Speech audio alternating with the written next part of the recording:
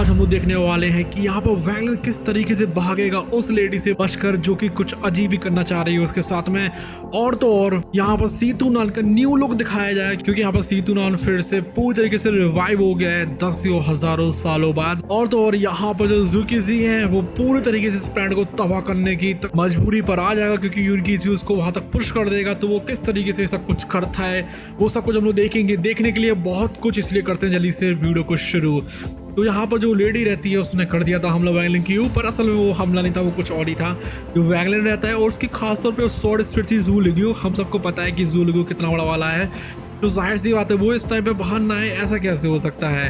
वो एक mysterious women को देखता है जो कि इमॉर्टल ग्रेवयार्ड में से आ रही थी। ज़ूलिग्यू उसको अप्रोच करता है लेकिन वो अपने आप को डिस्गाइज करे हुए था स्वॉर्ड एनर्जी की तरह।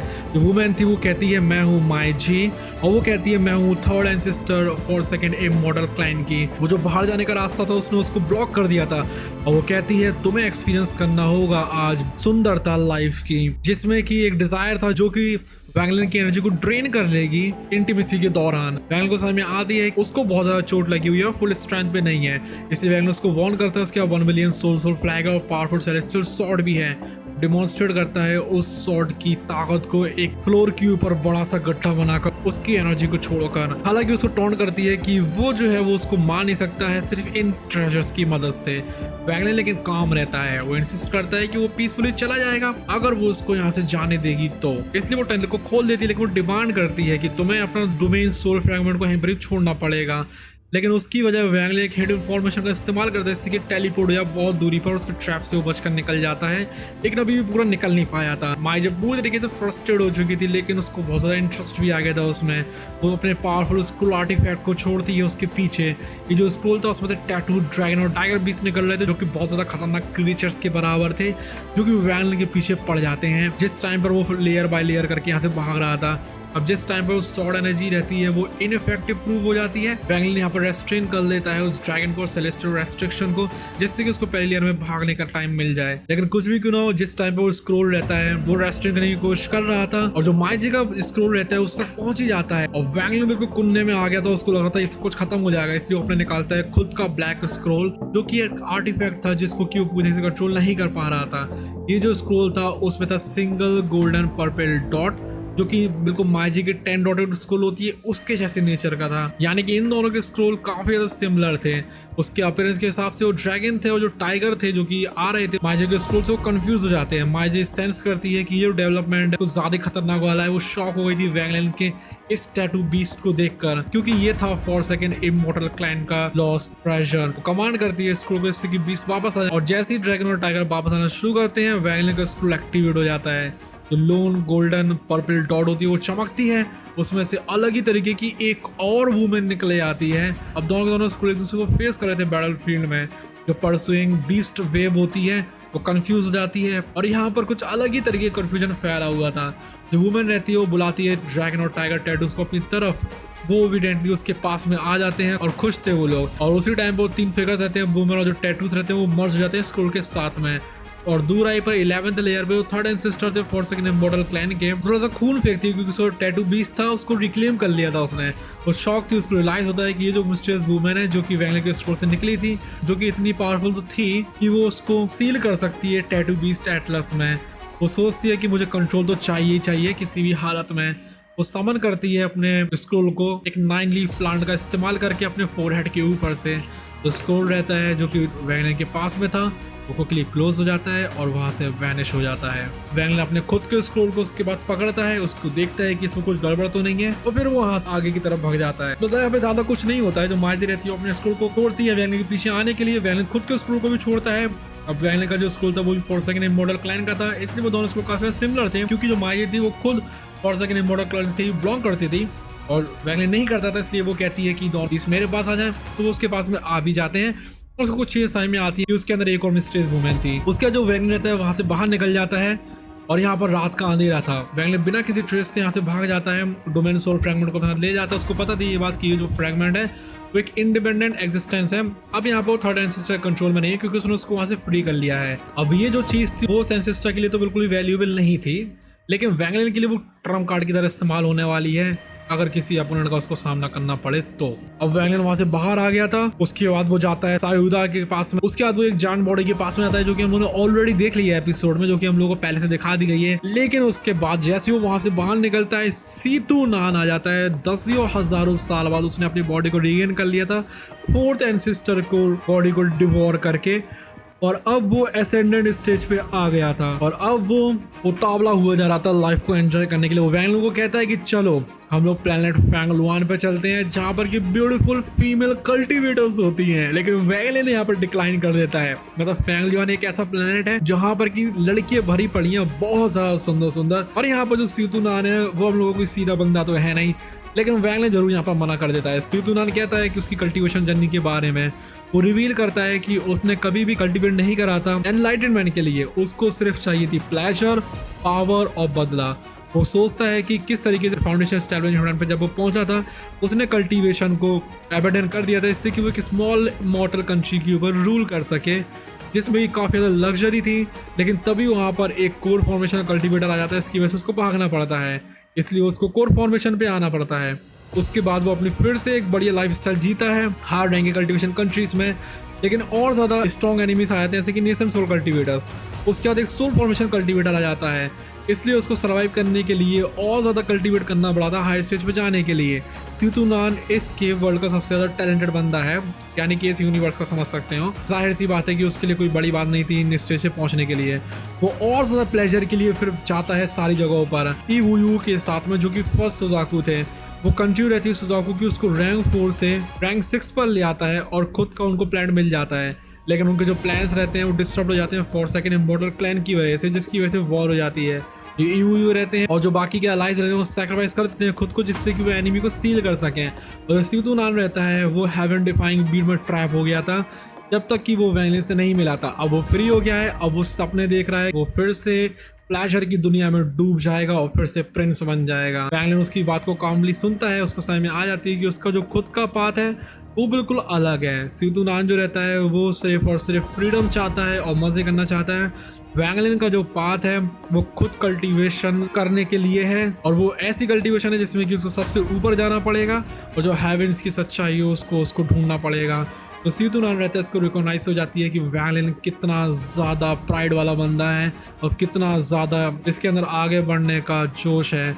और उसको लोग दिखाई देता है जो कि उसको सिर्फ यूयू में दिखाई देता है, इसको कि वो रिस्पेक्ट भी करता था और एक ब्रदर फिगर की तरह वो उससे आगे निकलना भी चाह रहा था। फाइनली सीतू नान एक्सप्लेन करता है कि वैंगलिन की लॉस्ट सोल फ्रैगमेंट को रिकवर करने के लिए कल्टीवेशन प्लांट क्रिस्टल से वैंगलिन को सुजाकू टॉम में जाना पड़ेगा अकेले, क्योंकि वहाँ पर सिर्फ सोल ट्रांसमिशन के कल्टीवेटर्स ही जा सकते हैं। हालांकि एक और मेथड है लेकिन वो काफ़ी ज़्यादा हार्ड होगा। अब वैंगलिन जो है वो प्रिपेयर करने लगता है प्लांट सुजाकू को लीव करने के लिए। उसके अंदर एक उम्मीद आ गई थी कि वो यहाँ पर सीतू नान से फिर से जरूर मिलेगा इस वास्ट यूनिवर्स में। सीतू नान हंसता है, उसको यकीन था कि उनके जो पाथ हैं वो फिर से कभी ना कभी तो एक दूसरे को क्रॉस करेंगे। वो एक साथ उड़ते हैं। वैंगलिन से फाइनल क्वेश्चन पूछता है, ये बताइए कि असेंडेंट के पार क्या आता है, क्योंकि जाहिर सी बात है कि असेंडेंट यहाँ पर फाइनल लेवल तो नहीं होने वाली है, इसलिए वो दोनों डिस्कस करना शुरू करते हैं असेंडेंट के ऊपर की लेवल को। गौर से सुनना आप लोग, क्योंकि ये चीजें थोड़ी सी कॉम्प्लेक्स हैं। सीतू नान एक्सप्लेन करता है कि जो असेंडेंट स्टेज है वो पिनैकल है और गेटवे है सारे ज्यादातर कल्टीवेटर्स के लिए, जिसको कि उनके लाइफ स्पैन खत्म होने तक वो क्रॉस नहीं कर पाते हैं। लेकिन असेंडेंट के ऊपर आते हैं 3 और रियल्स। पहला है निर्वाणा स्क्रायर, दूसरा है निर्वाणा क्लींसर, तीसरा है निर्वाणा शैटरर। अब इन तक पहुंचने के लिए और कम लोग बचते हैं। असेंडेंट और निर्वाणा स्क्रायर के बीच में आती हैं येन यंग क्लींसिंग स्टेजेस, जिसमें कि डोमेन कॉम्प्रिहेंशन चाहिए रहता है। सीतू नान हेवन डिफाइंग बीट में आने से पहले इन क्लींसिंग तक पहुंच चुका था, क्योंकि उसने बहुत टाइम तक कल्टीवेट करने के बाद कंप्लीट कर लिया था। वैंगलिन इंक्वायर करता है ज़ूकीसी के बारे में, जिसके बारे में सीतू नान कहता है कि वो तो बस एक लेट स्टेज असेंडेंट है और सुजाकू सील के ऊपर लाई कर रहा है, जो कि एक पावरफुल लेकिन लाइफ स्पैन कंज्यूमिंग टेक्निक है जो कल्टीवेशन अलायंस देती है। हालांकि वो ज़ूकीसी की स्ट्रेंथ को तो बढ़ा रही है बाकी असेंडेंट कल्टीवेटर्स कंपैरिजन में, लेकिन फिर भी वो एक लो क्वालिटी की टेक्निक है और वो ईनिंग क्लींसिंग लेवल तक तो नहीं पहुंचने वाला है। तो सुजाकू की सील है वो कंपैटिबिलिटी भी बढ़ा देती है कल्टीवेशन प्रोडक्ट क्रिस्टल के साथ में, जिससे कि कल्टीवेशन भी एक्सेलरेट हो जाती है। वैंगलिन फिर शिफ्ट करता है अपने फोकस को सेलेस्टियल ट्रेजर्स की तरफ, जो कि सीतू नान एक्सप्लेन करता है कि वो भी बटे हुए हैं लो, मिड और हाई क्वालिटी में।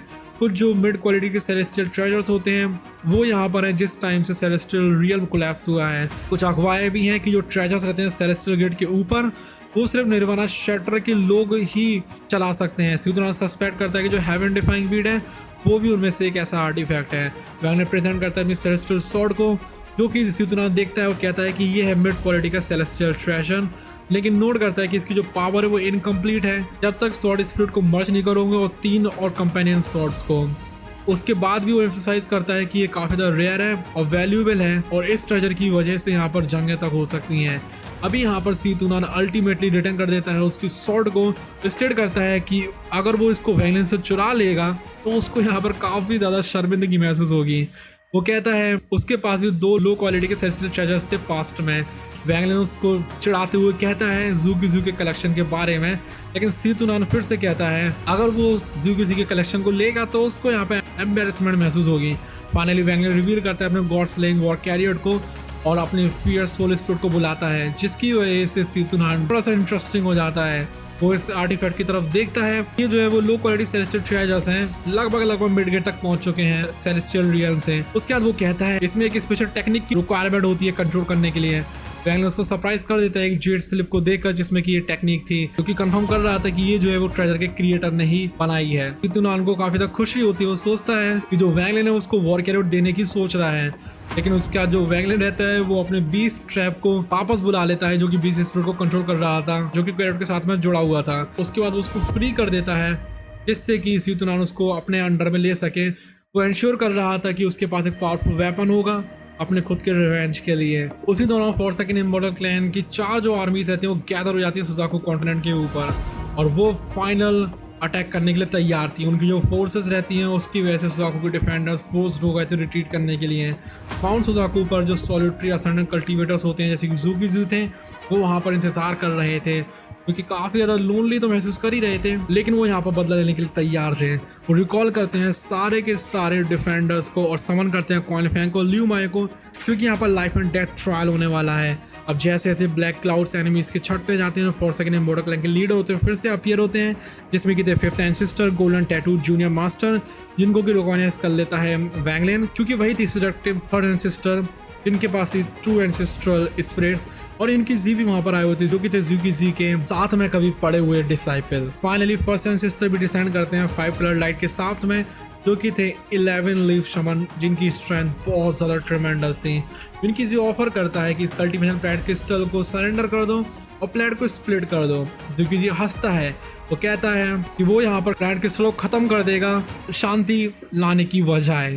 जो 5th एंसेस्टर रहते हैं उसको टेस्ट करते हैं एक ब्लड रेड सीलिंग अटैक करके, जिसको कि ज़ू आराम से शैटर कर देता है, उसके अटैकर को भी इंजर कर देता है। जिस टाइम पर 1st एंसेस्टर इंटरवीन करते हैं उस गोल्डन नीडल को निकालने के लिए, जो कि 5th एंसेस्टर के फोरहेड के ऊपर लगी थी, ज़ू फिर से वैनिश होता है और उसके सर के ऊपर आ जाता है और जो सुजाकू सील रहती है उसके ऊपर लगा देता है। तो फायर रहती है पूरे बैटलफील्ड में फैल जाती है, जिससे कि सारे जो लोग रहते हैं इनकी के अलावा और 1st एंसेस्टर के अलावा उनको पीछे भागना पड़ता है। एक मैसिव फायर फीनिक्स वहाँ से इरप्ट होता है ज़ू में से, जो कि ग्राउंड की तरफ डाइव कर रहा था।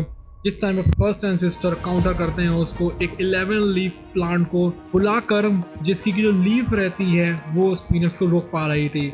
अब जैसी पावर क्लैश होती है यहाँ पर पूरा कॉन्टिनेंट कांप जाता है। सुजाकू के साथ क्या होने वाला है वो एक देखने वाली बात होगी, क्योंकि इस वाली वीडियो में हम लोगों ने ऑलरेडी बहुत कुछ डिस्कस कर लिया है और जो कुछ भी था हम लोगों ने एक ही वीडियो में डिस्कस कर लिया है। इसके अलावा आपको कुछ और देखने की जरूरत है ही नहीं। बाय।